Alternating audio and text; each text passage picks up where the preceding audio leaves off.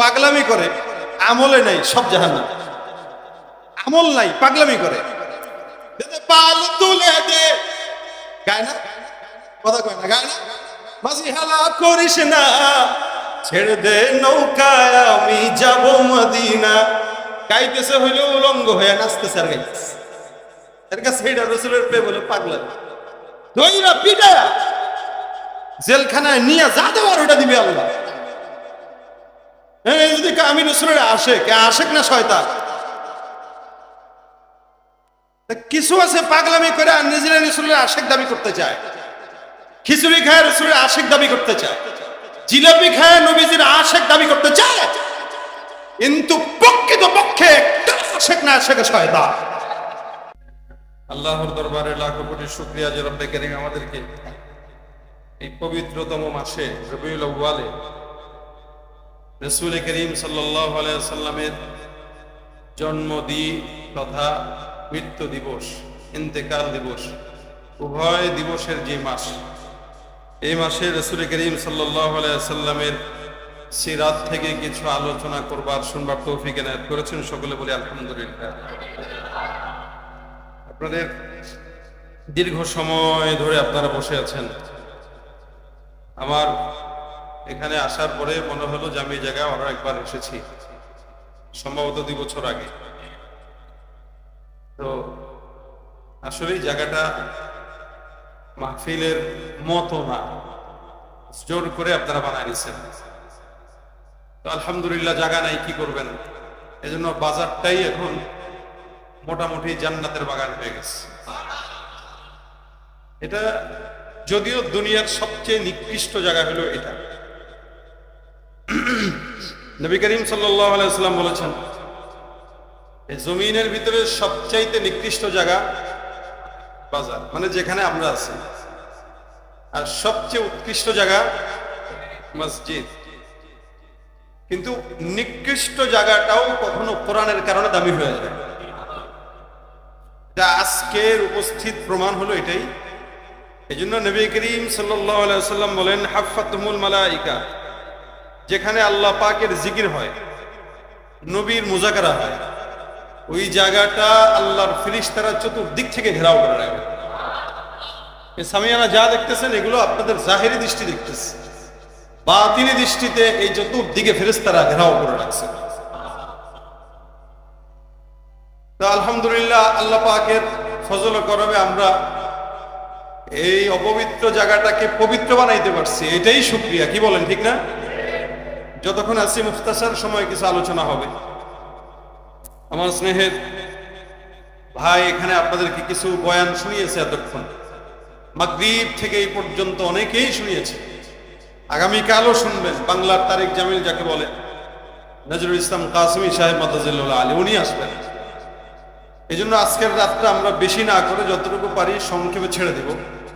এই সংক্ষেপ সময় যেন আল্লাহ বারাকা দান করে। আপনারা আমাকে চিনেন না এমন কেউ আছেন? কারণ আমি এখানের অনেকের মুখ আমার পরিচিত, অনেকে আছেন যারা দীর্ঘ বছর আমার পিছনে জমা পড়েছেন। তা আলহামদুলিল্লাহ, পরিচিত সবাই, ওয়াজও পরিচিত, ব্যক্তিও পরিচিত। সেই জায়গা থেকে 2-4টা কিছু কথা বলবো, এগুলো যেন বাসা পর্যন্ত না, কবর পর্যন্ত নিতে পারি। আর একটু জোরে আমি আল্লাহ বলনেওয়ালাদেরকে আমল করার তৌফিক দেখ, আগে শুননেওয়ালাদেরকে আমল করার তৌফিক দান করে। আমরা এখানে যারা বসা সবাই উম্মতে মুহাম্মাদি। আলামত কি বলে? আলামত কি? উম্মতে মুহাম্মাদি যে আমরা, আলামত কি বলতে পারবেন কেউ? বলতে পারবেন না। অথচ উম্মতে মুহাম্মাদিকে দেখলে আলামত বোঝা যাওয়ার কথা, কিন্তু অনেক মানুষ আছে যারা উম্মতে মুহাম্মাদি তো দূরের কথা, মুসলমান কিনা সেটার আলামত বহন করে না। দুঃখ। দেখেন, আল্লাহ পাক রব্বুল আলামিন নবী করিম সাল্লাল্লাহু আলাইহি ওয়াসাল্লামকে মহব্বত একটু কম করেছেন না? কি মনে হয় আপনাদের? বাস এখানে সবাই কথা বলতে জানেন, আমি ওয়াজ করতে বসিনি, আপনাদের সাথে কিছু মুজাকারা করবো। যেহেতু রবিউল আউয়াল মাস, আমাদের দেশে রবিউল আউয়াল মাস উপলক্ষে অনেক আলোচনা হয়। এবং কিছু কিছু ভাইরা আলোচনাকে বাদ দিয়ে মোটামুটি ফিন্নি আর খিচুড়ি খেতে ব্যস্ত থাকে। আমরা ওইটাতে বিশ্বাসী না, আমরা পাগলামিতে বিশ্বাসী না, আমরা আমলে বিশ্বাসী। পাগলামি করেই যদি সব হইতো তাহলে ওয়াইস আল কারনি পাগলামি করে রসুলের সাহাবী হয়ে যেতে পারতো, কিন্তু সে রসুলের সাহাবী ছিলেন না। নাম শুনছেন নি? আর একটু বাংলা ভাষা বলে ওয়াজ করুনি। কি করুনি? ওয়াজ করুনি না, ওয়াইস আল কারনি। কারনিটা হলো তার গোত্রের নাম, ওই জায়গা থেকে কারনি। কারনি ওয়াইস আল কারনি যখন শুনলো যে নবী করিম সাল্লাল্লাহু আলাইহি সাল্লামের দাঁত ভেঙে গেছে, একা কোনটা জানি ভাঙছে, এটা মনে দেই বাড়ি দিয়ে ভেঙে ফেলছে। কোন সাহাবীকে শুনছেন ভাঙছে? সাহাবীরা পাগলামি করেন নাই, কন্ট্রোল ছিল, কিন্তু জান্নাতি। আর যেগুলো পাগলামি করে আমলে নাই, সব জাহান্নাম। আমল নাই, পাগলামি করে। পাল তুলে দে, গায় না, কথা কয় না, গায় না, মাঝি হালা করিস না, ছেড়ে দে নৌকায় আমি যাব মদিনা। গাইতেছে হইল উলঙ্গ হয়ে, নাচতেছে আর গাইতেছে। এর কাছে এইটা রসুলের প্রেম বলে পাগলা। দইরা পিটায়া জেলখানায় নিয়ে যা দেওয়ার ওটা দিবে আল্লাহ। যদি আমি রসুলের আশেক, আশেক না শয়তান? কিছু আছে পাগলামি করে আর নিজেরা রসুলের আশেক দাবি করতে চায়।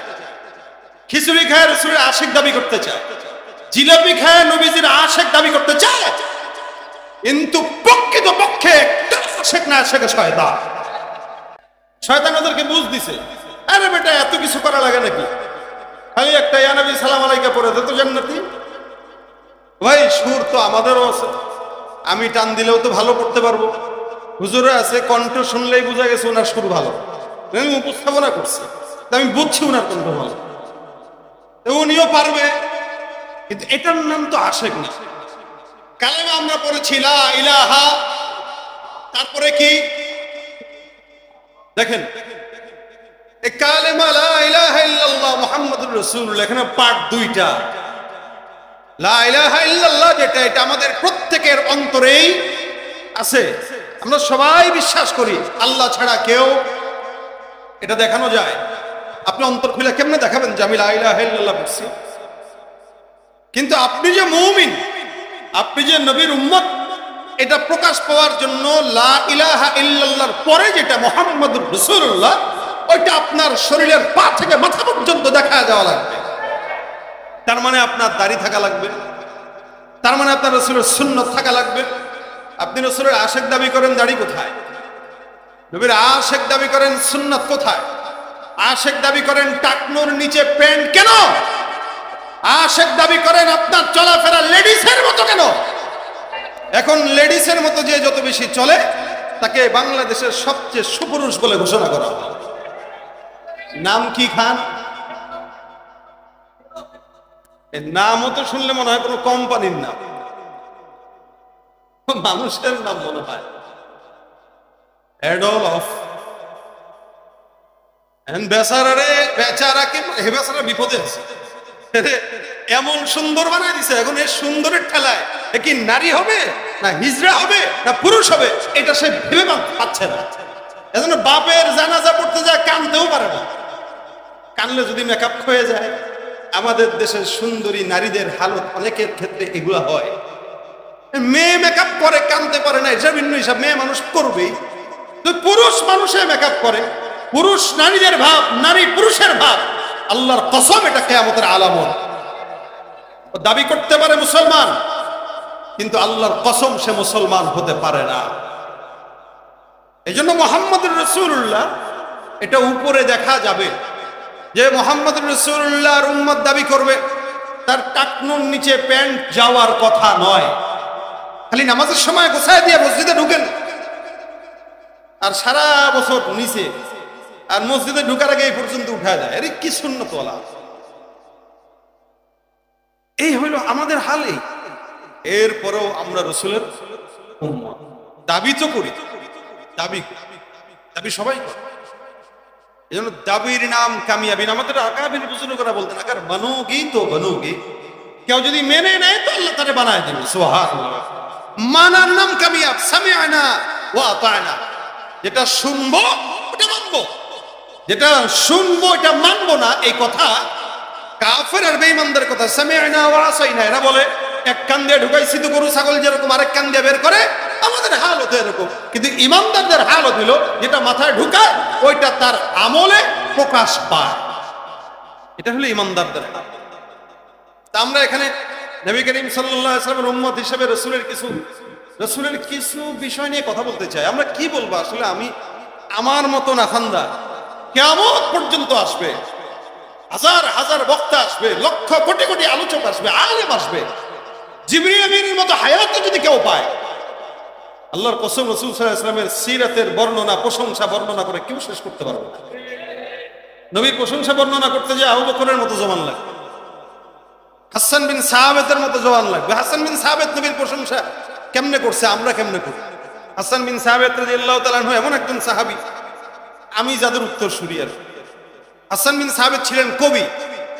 রাসূল সাল্লাল্লাহু আলাইহি ওয়াসাল্লামের কাছে বলতেন যে হুজুর, কাফেররা তো আপনাকে নিয়ে অনেক কিছু বলে, আপনি অনুমতি দিলে ওদের বিরুদ্ধে একটু বিষ দিয়া দেই কবিতার মাধ্যমে। সুবহানাল্লাহ। আমি মাঝে মাঝে গাই না ওয়াজের ফাঁকে, আপনাদের আওয়াজ যদি ঠিক থাকে এখনো শোনাইতে পারে। হয় নাই? আরো জোরে। কি হবে ছাত্র সেজে চুমুখে সনদখানা, যদি হয় বিদ্যালয়টা সন্ত্রাসীদের আড্ডাখানা। সন্ত্রাস কই আছে গো? মাদ্রাসায়, মসজিদে। এই পর্যন্ত কেউ মসজিদের ইমাম সাহেব আর খতিব সাহেবের কামরায় কোনো অস্ত্র পাইছে? পাওয়া যায় কই? সব কলেজ ভার্সিটি গুলাতে। কথা কোন ঠিক না? এখন এই গানের কলি, এই নাসিদের অন্তরা যদি কোনো সন্ত্রাস শুনে, এই কবিটা কয় কিরে, এটা ধর, এর দিলে এটা সহ্য করতে পারবে না। হাসান বিন সাবিত এই টাইপের কবিতা বানাইতো কাফেরদের বিরুদ্ধে। বানায় উনি মঞ্চে যাইতেন, রাসূল সাল্লাল্লাহু আলাইহি ওয়াসাল্লামের কাছে অনুমতি নিয়ে মাঠে যাইতেন, ময়দানে। রাসূল বলেন, যা বানাইছিস এগুলো ছাড়। কখনো কখনো এমন এমন মজলিস ছিল যে মজলিসে হযরত রাসূল করিম সাল্লাল্লাহু আলাইহি ওয়াসাল্লামকে বসায়া এক টানে 100-200 কবিতা পর্যন্ত শের পাঠ করে ফেলছে এক টানে। মাঝে মাঝে ওমর খোঁচা দিয়ে বলতো, তুমি নবীর সামনে গান গাইতেছো, কবিতা বলতেছো। রাসূল সাল্লাল্লাহু আলাইহি ওয়াসাল্লাম বলতেন, ওমর ছেড়ে দাও, কারণ জানো যুদ্ধের ময়দানে তোমার তরবারির আঘাত অনেক সময় কাজ করে না, কিন্তু হাসানের কবিতা শোনার পরে এদের অন্তর কেঁপে যায়। এ হলো হাসান বিন সাবিত। জিহ্বা বের করে করে কবিতা পাঠ করতেন। অসংখ্য হাদিসের গ্রন্থে, সিরাতের আলোচনায় সাহাবা ইকরামদের এইভাবেই কথা এসেছে। তারা জিহ্বাকে বের করে এরকম চতুর্দিকে নাড়াইতো। আমরা পারবো না এটা। দেখবেন হুলুলুলুল করে করে না, এরকম জিহ্বাই বের করে চতুর্দিক থেকে। জিহ্বা যদি এত বড় করে নাড়ায়, কম দেখি ভয় পাওয়ার কথা না? সাহাবা ইকরাম এই কোয়ালিটিতে ভয় পায়। কখনো কখনো মেসওয়াক সামনে নিয়ে যেত, মেসওয়াকটা বের করে যুদ্ধের ময়দানে এমনি এমনি মারতো দাঁত, চোখ বড় করতো, চোখ ঘুরাইতো আর মেসওয়াক করতো। আর কাফের বেঈমানরা মনে করতো, বাপ রে বাপ, তাদের হাতে কামান নাই, তরবারি নাই, লাঠি নাই, তবে যে মেসওয়াক দেখা যাচ্ছে দাঁত পরিষ্কার করার জন্য, আল্লাহর কসম আমাদের মনে হচ্ছে আমাদেরকে জ্যান্ত চাবিয়ে চাবিয়ে তারা খেয়ে ফেলবে। এটা হচ্ছে সাহাবা ইকরামদের সুন্নতের আলাদা পাওয়া। এই ছিল সাহাবা ইকরামদের অবস্থা। হাসান বিন সাবিত যুদ্ধের ময়দানে এরকম জিহ্বা ঘুরায় ঘুরায় করতেন। নবী বলতেন, দেখো তোমরা তরবারি দিয়েও যেটা পারো নাই, হাসান ওইটা পারছে শুধুমাত্র লেখনির মাধ্যমে। এটা হলো হাসানের অন্যতম গুণ। এজন্য নবী আলাদা মেম্বার করে দিয়েছিলেন যে এই মেম্বারে শুধু হাসান বসবে, অন্য কেউ না, এখানে শুধু হাসান। হাসান বিন সাবিত বলেন, নবী আপনার শানে তো আল্লাহ পাক অনেক প্রশংসা করছে। মির্জা শহীদ জান রাহমাতুল্লাহ আলাইহি বলেন, আমরা কি আর প্রশংসা করব? আমার নবীর প্রশংসার জন্য আল্লাহ পাক রব্বুল আলামিন নিজে যথেষ্ট। সুবহানাল্লাহ। কে যথেষ্ট? আল্লাহ যেভাবে নবীর শান মান মর্যাদা টিকিয়ে রেখে রাসূলের মর্যাদা বর্ণনা করবে, আপনার আমার দ্বারা কিয়ামত পর্যন্ত সমস্ত শব্দ ভান্ডার দিয়েও ওই বর্ণনা করা সম্ভব। এজন্য হাসান বিন সাবিত বলেন, আমি আপনার সামনে দুই চারটা কবিতা বলবো। নবী বলেন, বলো। আমি তো আল্লাহর মতো পারবো না, আল্লাহ যেভাবে পারছেন আমি তো সেভাবে পারবো না, কিন্তু আমি কিভাবে পারবো? হাসান বিন সাবিত বলেন, উনি রাসূল করিম সাল্লাল্লাহু আলাইহি ওয়াসাল্লামের সামনে কবিতা পাঠ করতেছেন। আহসানু মিনকা লাম তারা কাত্তু আইনি ওয়া আজমালু মিনকা লাম তালিদিন নিসা খুলিকতা মুবাররাআন মিন কুল্লি আইবিন কাআন্নাকা ক্বাদ খুলিকতা কামা তাশা কাআন্নাকা ক্বাদ খুলিকতা কামা তাশা। হাসান বিন সাবিত পয়গম্বরের সামনে সুন্দর করে নবীর দিকে, চেহারার দিকে তাকায়, আর পয়গম্বরের সামনে ডাক দিয়ে কয়, রাসূলুল্লাহ, আপনার চেহারা আমার কাছে এমন, জমিনের মধ্যে আমি কোটি কোটি মানুষ দেখেছি, লাখো লাখো মানুষ হয়তো আমাদের চেহারার সামনে পড়ে, হাজার হাজার লাখো লাখো চেহারা আমার সামনে পড়ে। পয়গম্বর, আল্লাহর কসম করে বলি, আপনার মতো সুন্দর মানুষ আমার এই দু চোখ কেন, গোটা দুনিয়ার কোন দু চোখ আপনার চাইতে সুন্দর কোন পুরুষ দেখে নাই। ফকিন্নির বাচ্চারা এডলফ খানের মতো হিজদারে কয় সবচেয়ে সুদর্শন পুরুষ। হাসান বিন সাবিত বলতেছেন এই কথা, ওয়া আহসানু মিনকা লাম তারা কাত্তু আইনি, আমার দু চোখ আপনার মতো সুন্দর কেউ দেখে নাই। ওয়া আজমালু মিনকা লাম তালিদিন নিসা, আরে আমার চাইতে, আপনার চাইতে সুন্দর কোন মানুষ জমিনের মধ্যে আদম পয়গম্বর থেকে নিয়ে আজ পর্যন্ত যত মা বোনরা জমিনের মধ্যে যত সন্তান জন্ম দিয়েছে, আল্লাহর কসম করে বললেও ভুল হবে না, আপনার চাইতে সুন্দর কোন সুদর্শন সন্তান জমিনের কোন মা কোনদিন জন্মগ্রহণ করায় নাই। জাবের বিন সামুরা রাদিয়াল্লাহু তাআলা আনহু বর্ণনা করেন, আমি একবার পূর্ণিমার চাঁদের রাত, আমি আমার ঘর থেকে বের হইলাম, পয়গম্বরের কাছে গেলাম, তাকায় দেখি আমার পয়গম্বর উঠানের মধ্যে বসা, লাল দোরা কাটা চাদর পরা। আমি আসমানের দিকে তাকায় দেখলাম আসমানের মধ্যে একটা চাঁদ জ্বলজ্বল করতেছে। আসমানে আমার পয়গম্বরের একটা চাঁদ, জমিনে আমার পয়গম্বরের একটা চাঁদ। আসমানে একটা চাঁদ জ্বলজ্বল করে, জমিনে মুহাম্মদুর রাসূলুল্লাহ সাল্লাল্লাহু আলাইহি ওয়াসাল্লাম বসা। জাবের বিন সামুরা ডাক দিয়া কয়, আসমানের দিকে একবার তাকাইলাম, জমিনে একবার তাকাই, আমি পেরেশান হয়ে গেলাম। এত চমৎকার পূর্ণিমার চাঁদ, আমি একবার তার দিকে তাকাই, আরেকবার আমার পয়গম্বরের দিকে নজর দেই।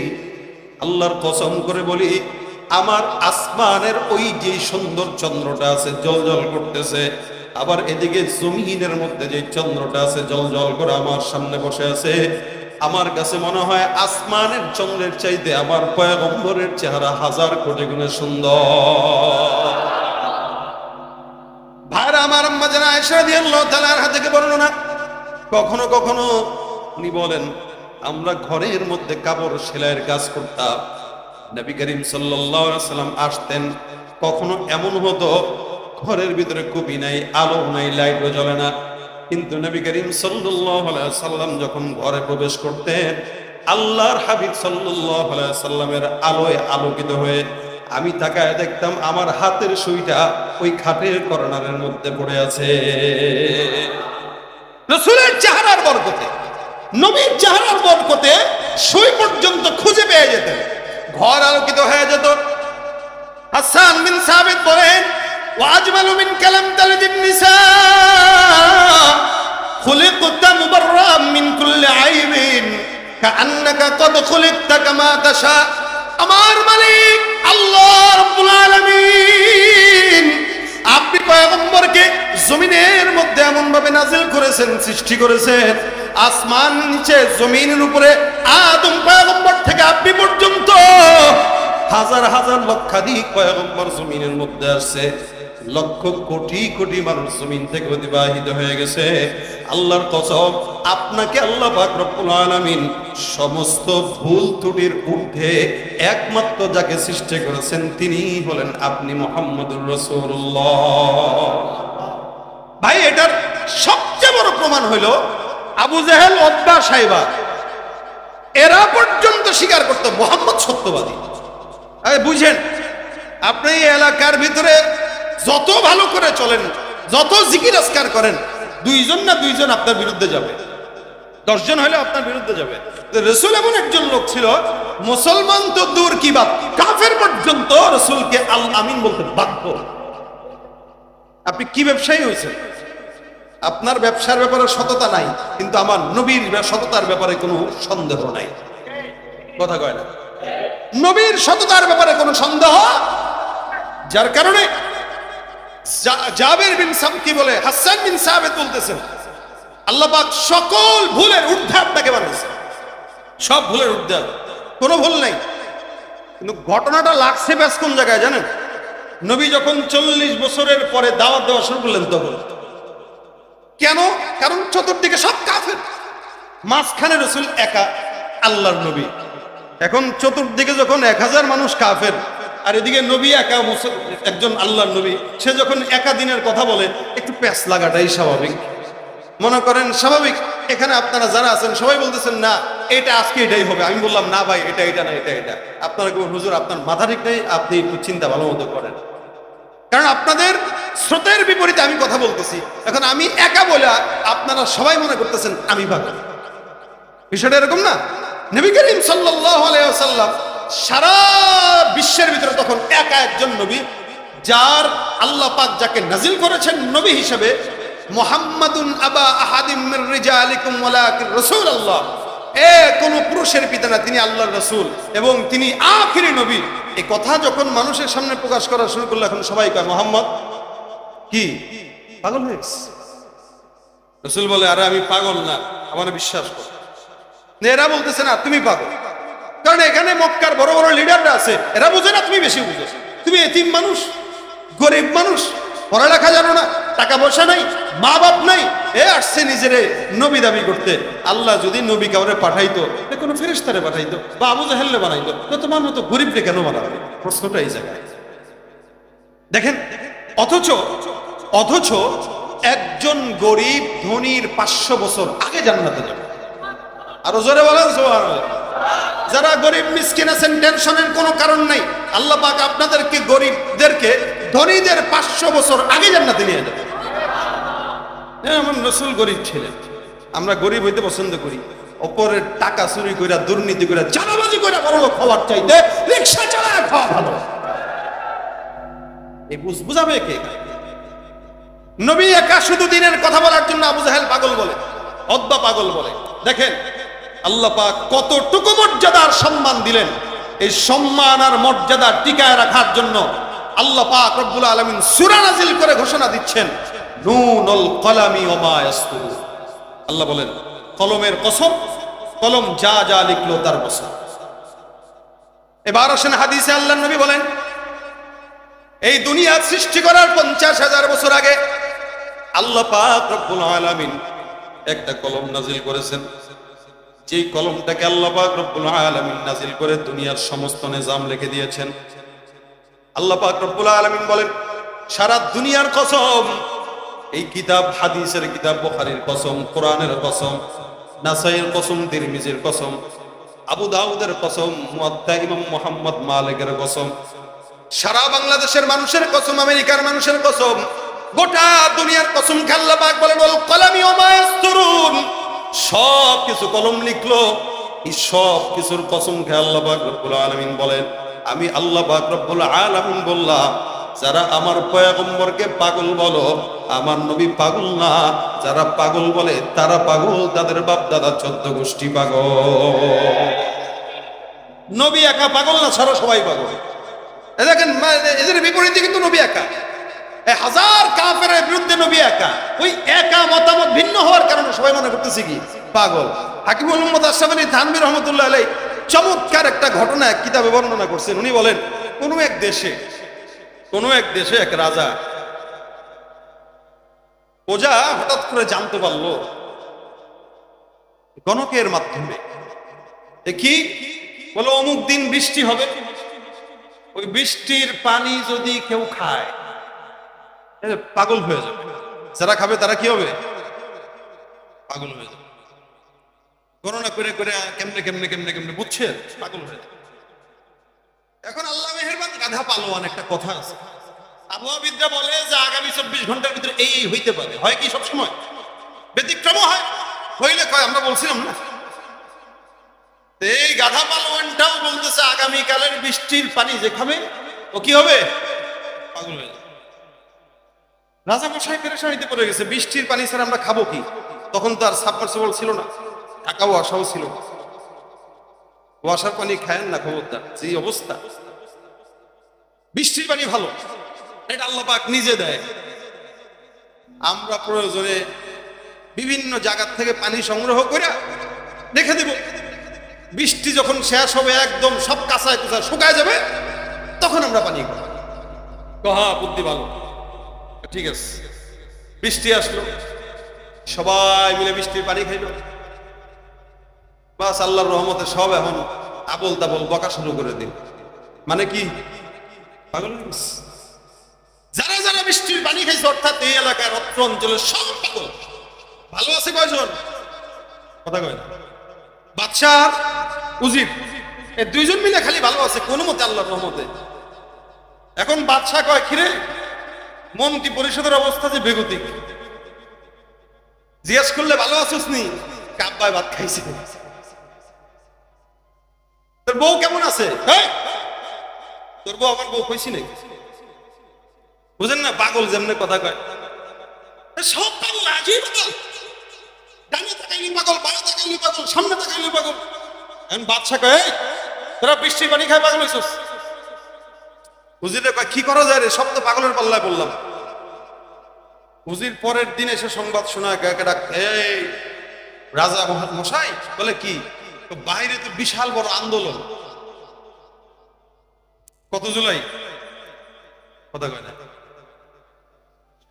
হ্যাঁ, 36শে জুলাই, চতুর্দিকে আন্দোলন। আন্দোলন কি? এক দফা এক দাবি। এ আমাদের মতো সুস্থ মানুষের দেশে এই উজির আর বাদশাহ পাগল মানুষে কেমনে রাষ্ট্র চালায়? এটা হয় না। এ দিল্লি পাঠায় দেবে। কই পাঠায় দিবে? এক দফা, কথা কয় না, এক দফা। কার বিরুদ্ধে? নাম নিয়ে, আমি তো বাদশার কথা বলতেছি।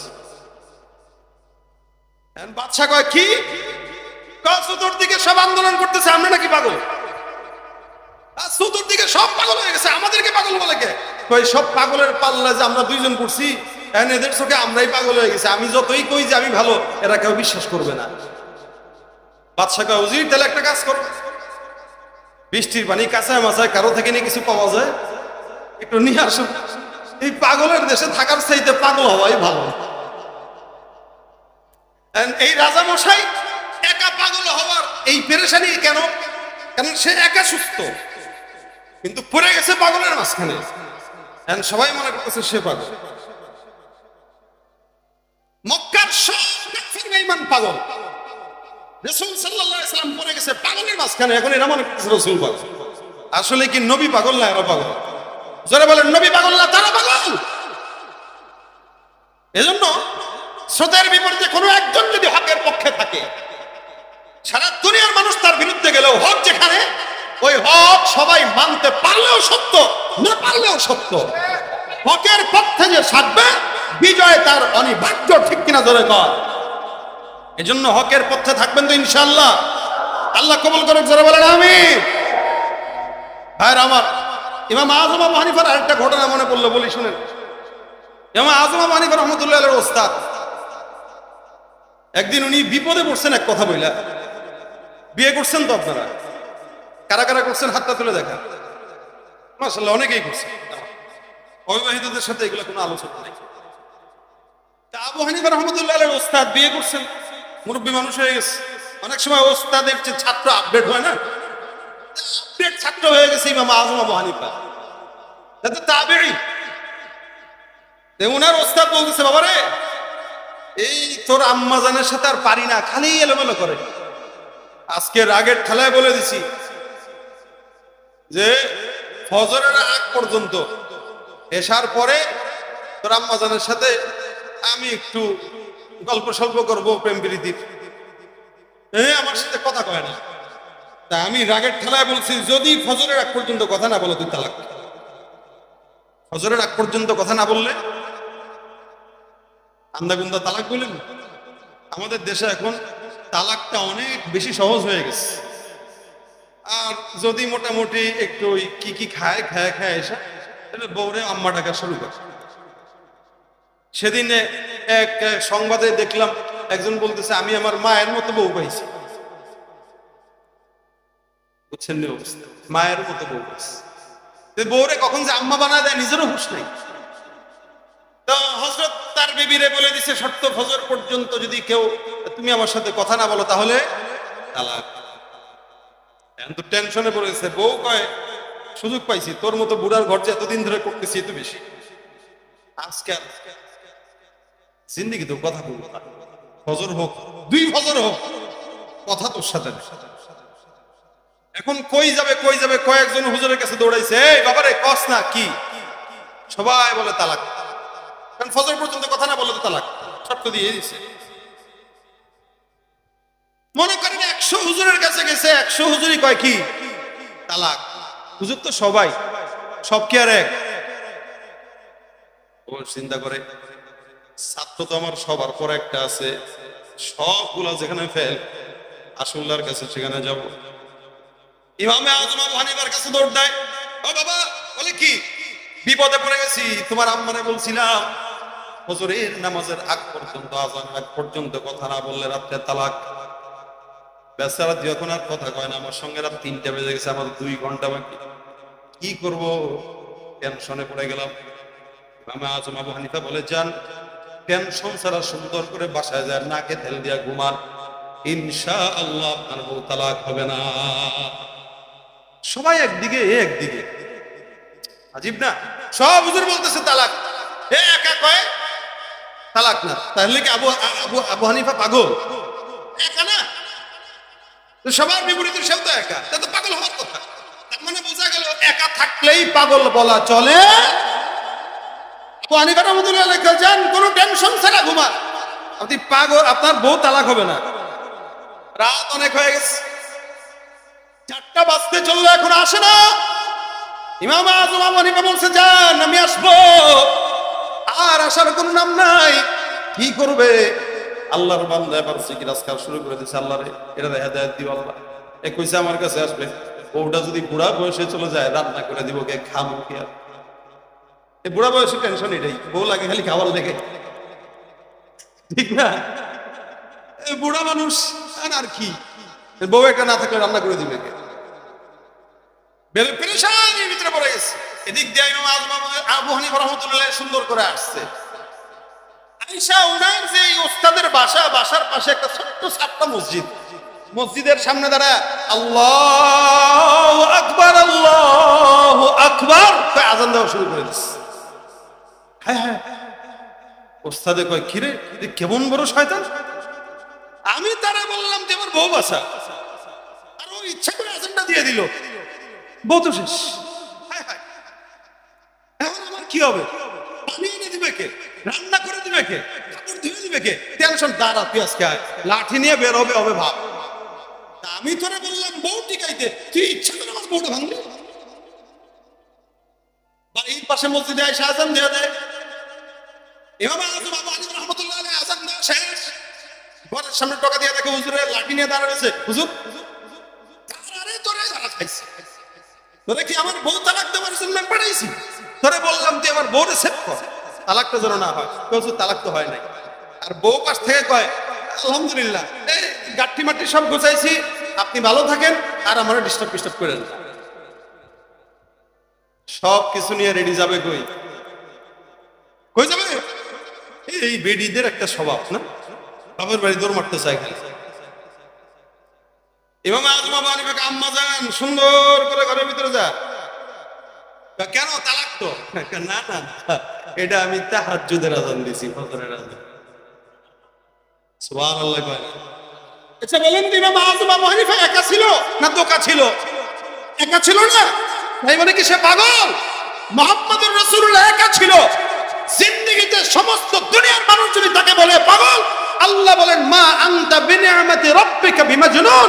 আল্লাহর কসম করে বলছি, আসমানের কসম করে বলছি, জমিনের কসম করে বলছি, গোটা জাহানের কসম করে বলছি, ফেরেশতাদের কসম করে বলছি, বাইতুল্লাহর কসম করে বলছি, গোটা দুনিয়াতে যা আসবে যা এসেছে সব কিছুর কসম করে বলতেছি, সারা দুনিয়া তোমার বিরুদ্ধে গেলেও মুহাম্মদ ওরা পাগল, তুমি পাগল হতে পারো না, পারো না, পারো না। তুমি নবীর উম্মত দাবি করো, সুন্নাহ মানো না, নবীর অপমানে তোমার হৃদয় কাঁদে না। তুমি নবীর উম্মত দাবি করো, সুন্নাহ মানো না, নবীর অপমানে তোমার হৃদয় কাঁদে না। তুমি বিজাতীয় সংস্কৃতিতে সপেছ পরাণ, তুমি বিজাতীয় সংস্কৃতিতে সপেছ পরাণ। তুমি কেমন মুসলমান, কেমন মুসলমান, নামাজের সাথে নাই পরিচয়, মানো না কোরআন, নামাজের সাথে নাই পরিচয়, মানো না কোরআন। তুমি কেমন মুসলমান, তুমি কথা ঠিক কিনা?